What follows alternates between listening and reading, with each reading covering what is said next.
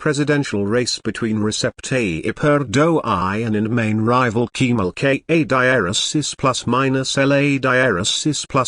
A tilde section Kılıçdaroğlu appears likely to result in a runoff. In 2 weeks' time, tens of millions of Turkish voters went to the polls on Sunday to cast their vote in the presidential and parliamentary elections. Here is where the vote stands at the moment. A runoff election is looking increasingly likely between President Recep Tayyip Erdoğan and his main rival Kemal Kılıçdaroğlu plus minus A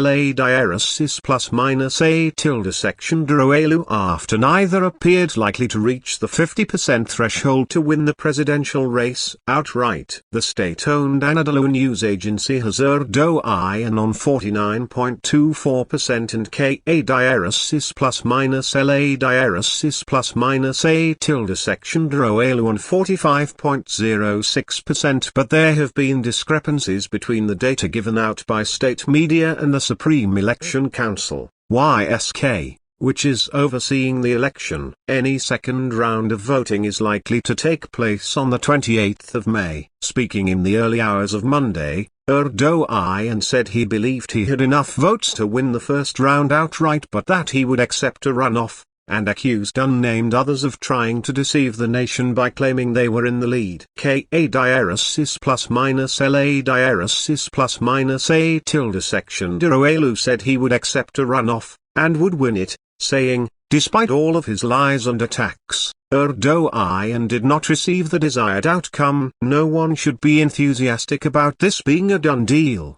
The election is not won on the balcony, he said, in an apparent reference to Erdoğan's speech venue. The YSK said more than 91% of the vote has been counted, but that there have been long delays in tallying up votes from overseas. The YSK blamed a rise in the number of voters abroad and parties running this year. Kılıçdaroğlu plus minus A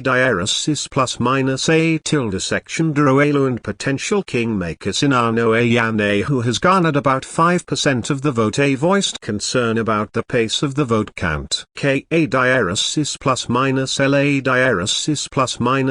tilde section Kılıçdaroğlu said some counts were being blocked by repeated objections. Do not block the will of this nation. I call out to our democracy workers on the field. Never leave the ballot boxes and election boards. We are here until every single vote is counted, he tweeted. Oğan said he had heard of overseas votes being manipulated. Vote counting is not done in a healthy environment. I warn the YSK, the Supreme Election Council. Take the necessary measures immediately and ensure that the vote counting processes are carried out quickly. In addition, we will not allow a fait accompli with the manipulation of foreign votes. He did not provide evidence for his claims. In preliminary results from the parliamentary elections, state news agency Anadolu reported Erdoğan's governing coalition had secured 49.38% of the overall vote, while the opposition coalition has 35.16%, with potentially another 10 percentage points if adding votes from the Kurdish majority People's Democratic Party or HDP,